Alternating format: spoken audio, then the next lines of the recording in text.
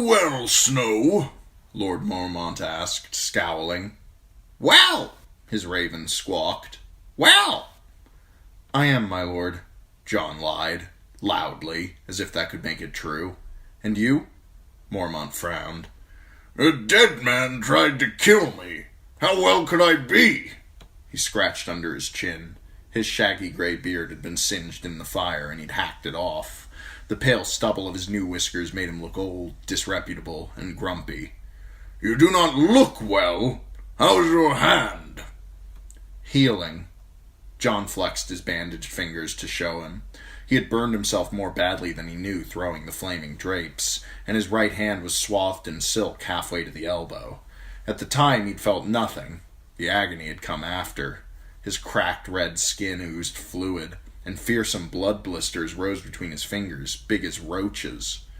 The maester says I'll have scars, but otherwise the hand should be as good as it was before. A scarred hand is nothing. On the wall you'll be wearing gloves often as not. As you say, my lord. It was not the thought of scars that troubled John. It was the rest of it. Maester Aemon had given him milk of the poppy, yet even so, the pain had been hideous. At first it had felt as if his hand was still aflame, burning day and night. Only plunging it into basins of snow and shaved ice gave any relief at all. John thanked the gods that no one but ghosts saw him writhing on his bed, whimpering from the pain. And when at last he did sleep, he dreamt, and that was even worse. In the dream, the corpse that he fought had blue eyes, black hands, and his father's face. But he dared not tell Mormont that. Tywin and Hake returned last night, the old bear said. They found no sign of your uncle, no more than the others did. I know. John had dragged himself to the common hall to sup with his friends, and the failure of the Rangers' search had been all the men had been talking of. You know, Mormont grumbled, how is it that everyone knows everything around here? He did not seem to expect an answer. It would seem that there were only two of those creatures, whatever they were. I will not call them men, and thank the gods for that any more, and, well, that doesn't bear thinking of. There will be more, though. I can feel it in these old bones of mine. And Maester Aemon agrees. The cold winds are rising, summer is at an end, and a winter is coming such as this world has never seen. Winter is coming. The stark words had never sounded so grim or ominous to John as they did now.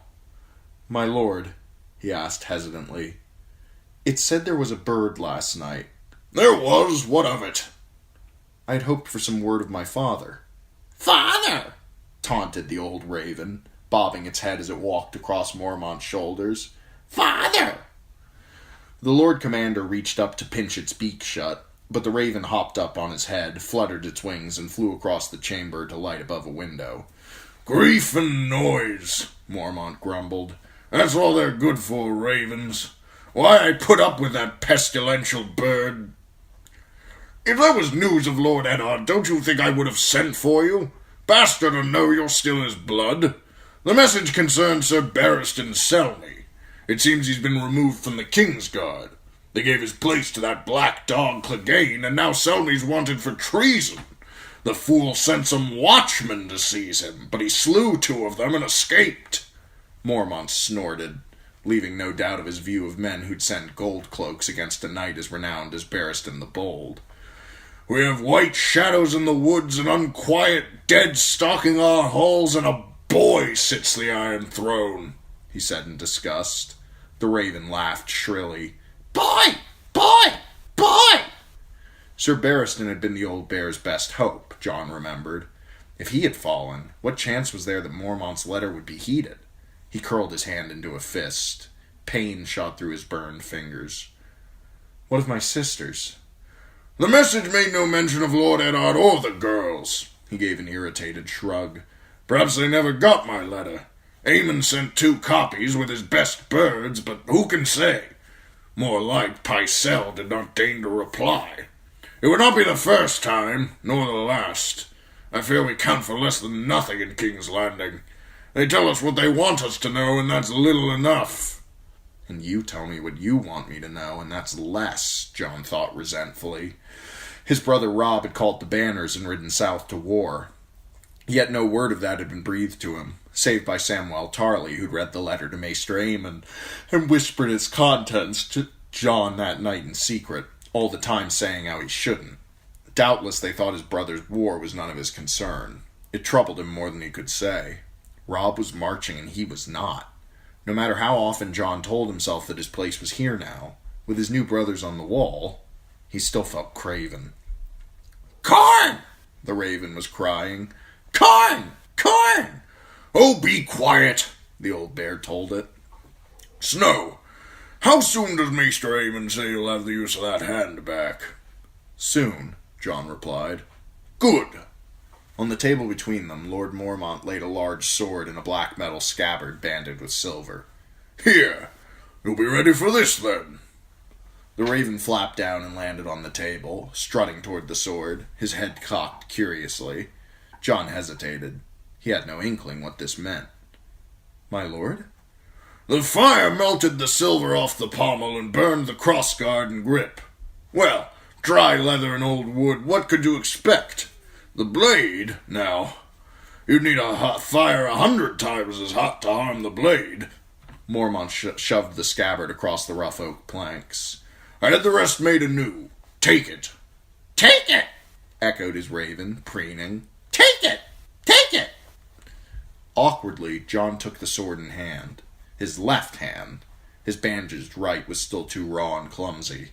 Carefully, he pulled it from its scabbard and raised it level with his eyes.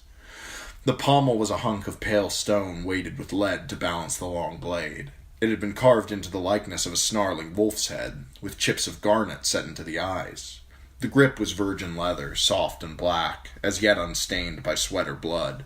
The blade itself was a good half-foot longer than those John was used to, tapered to thrust as well as slash, with 3 fullers deeply incised in the metal. Where ice was a true two-handed greatsword, this was a hand-and-a-halfer, sometimes named a bastard sword. Yet the wolf sword actually seemed lighter than the blades he had wielded before. When John turned it sideways, he could see the ripples in the dark steel where the metal had been folded back on itself again and again. "This is Valyrian steel, my lord," he said wonderingly. His father had let him handle ice often enough. He knew the look, the feel. It is, the old bear told him. It was my father's sword, and his father's before him. The Mormonts have carried it for 5 centuries. I wielded it in my day and passed it on to my son when I took the black. He is giving me his son's sword. John could scarcely believe it. The blade was exquisitely balanced. The edges glimmered faintly as they kissed the light.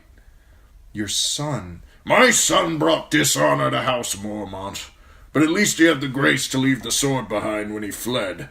My sister returned it to my keeping, but the very sight of it reminded me of Jorah's shame, so I put it aside and thought no more of it until we found it in the ashes of my bedchamber.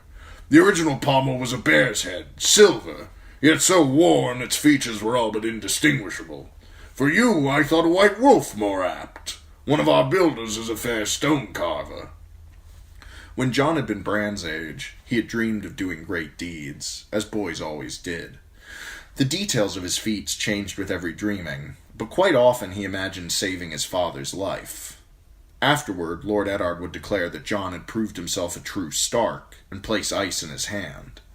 Even then he had known it was only a child's folly. No bastard could ever hope to wield a father's sword. Even the memory shamed him. What kind of man stole his own brother's birthright? I have no right to this, he thought, no more than to ice. He twitched his burned fingers, feeling a throb of pain deep under the skin. My lord, you honor me, but... Spare me your butts, boy, Lord Mormont interrupted. I would not be sitting here were it not for you and that beast of yours. You fought bravely, and more to the point, you thought quickly. Fire, yes, damn it. We ought to have known. We ought to have remembered. The long night has come before. Oh, 8,000 years is a good while, to be sure. Yet if the Night's Watch does not remember, who will? Who will? Chimed the talkative raven. Who will? Truly the gods had heard John's prayer that night. The fire had caught in the dead man's clothing and consumed him as if his flesh were candle wax and his bones old dry wood. John had only to close his eyes to see the thing staggering across the solar, crashing against the furniture and flailing at the flames. It was the face that haunted him the most, surrounded by a nimbus of fire, hair blazing like straw, the dead flesh melting away and sloughing off its skull to reveal the gleam of bone underneath. Whatever demonic force moved Othor had been driven out by the flames. The twisted thing they had found in the ashes had been no more than cooked meat and charred bone. Yet in his nightmare he faced it again. And this time the burning corpse wore Lord Eddard's features. It was his father's skin that burst and blackened, his father's eyes that ran liquid down his cheeks like jellied tears. John did not understand why that should be, or what it might mean, but it frightened him more than he could say. "A sword's small payment for a life," Mormont concluded. "Take it. I'll hear no more of it. Is that understood?" "Yes, my lord." The soft leather gave beneath John's fingers, as if the sword were molding itself to his grip already. He knew he should be honored, and he was, and yet... He is not my father. The thought leapt unbidden to John's mind. Lord Eddard Stark is my father. I will not forget him, no matter how many swords they give me. Yet he could scarcely tell Lord Mormont that it was another man's sword he dreamt of. "I want no courtesies either," Mormont said. "So thank me no thanks. Honor the steel with deeds, not words." John nodded. "Does it have a name, my lord?" "It did once. Longclaw it was called." Claw! The raven cried. Claw! Longclaw is an apt name. John tried a practice cut. He was clumsy and uncomfortable with his left hand, yet even so the steel seemed to flow through the air, as if it had a will of its own. Wolves have claws as much as bears. The old bear seemed pleased by that. "I suppose they do. You'll want to wear that over the shoulder, I imagine. It's too long for the hip, at least until you've put on a few inches, and you'll need to work your two-handed strikes as well. Sir Andrew can show you some moves when your burns have healed." Sir Andrew? John did not know the name. "Sir Andrew Tarth, a good man. He's on his way from the Shadow Tower to assume the duties of Master-at-Arms. Sir Alistair Thorne left yestermorn for East Watch by the Sea." John lowered the sword. "Why?" he said, stupidly. Mormont snorted. "Because I sent him, why do you think? He's bringing the hand your ghost tore off the end of Jaffer Flower's wrist. I've commanded him to take ship to King's Landing and lay it before this boy king. That should get young Joffrey's attention, I'd think. And Sir Alistair's a knight, high-born, anointed, with old friends at court. Altogether harder to ignore than a glorified crow." Crow! John thought the raven sounded faintly indignant. "As well," the Lord Commander continued, ignoring the bird's protest. "It puts 1,000 leagues twixt him and you without it seeming a rebuke." He jabbed a finger up at John's face. "And don't think this means I approve of that nonsense in the common hall. Valor makes up for a fair amount of folly, but you're not a boy anymore, however many years you've seen. That's a man's sword you have there, and it will take a man to wield her. I'll expect you to act the part henceforth." "Yes, my lord." John slid the sword back into the silver-handed scabbard. If not the blade he would have chosen, it was nonetheless a noble gift, and freeing him from Alistair Thorne's malignance was nobler still. The old bear scratched at his chin. "I'd forgotten how much a new beard itches," he said. "Well, no help for that. Is that hand of yours healed enough to resume your duties?" "Yes, my lord." "Good. The night will be cold. I'll want hot spice wine. Find me a flagon of red, not too sour, and don't skimp on the spices. And tell Hob that if he sends me boiled mutton again, I'm like to boil him. That last hunch was grey. Even the bird wouldn't touch it." He stroked the raven's head with his thumb, and the bird made a contented quarking sound. "Away with you. I've work to do." The guards smiled at him from their niches as he wound his way down the turret stair, carrying the sword in his good hand. "Sweet steel," one man said. "Yeah, and that snow," another told him. John made himself smile back at them, but his heart was not in it. He knew he should be pleased, yet he did not feel it. His hand ached, and the taste of anger was in his mouth, though he could not have said who he was angry with or why.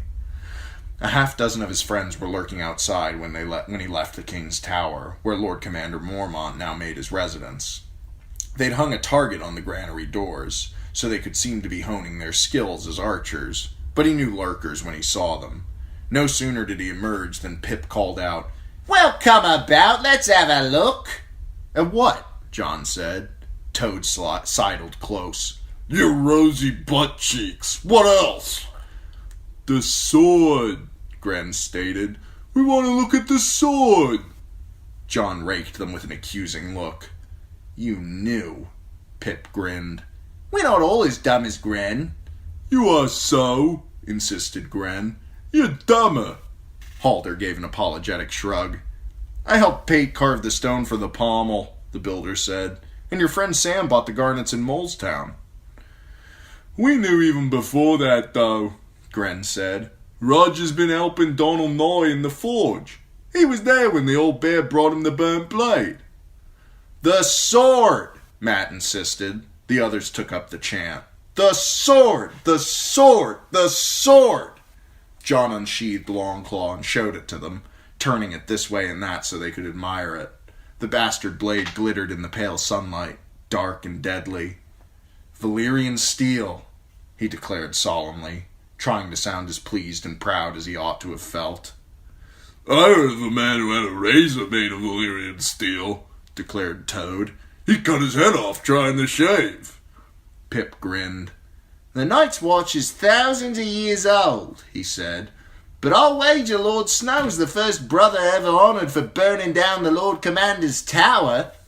The others laughed, and even John had to smile. The fire he'd started had not, in truth, burned down that formidable stone tower, but it had done a fair job of gutting the interior of the top 2 floors, where the old bear had his chambers. No one seemed to mind that very much, since it had also destroyed Othor's murderous corpse. The other wight, the one-handed thing that had once been a ranger named Jaffer Flowers, had also been destroyed, cut near to pieces by a dozen swords, but not before it had slain Sir Jeremy Riker and 4 other men. Sir Jeremy had finished the job of hacking its head off, yet it died all the same when the headless corpse pulled his own dagger from its sheath and buried it in his bowels. Strength and courage did not avail much against foemen who would not fall because they were already dead. Even arms and armor offered small protection. That grim thought soured John's fragile mood. "I need to see Hob about the old bear's supper,"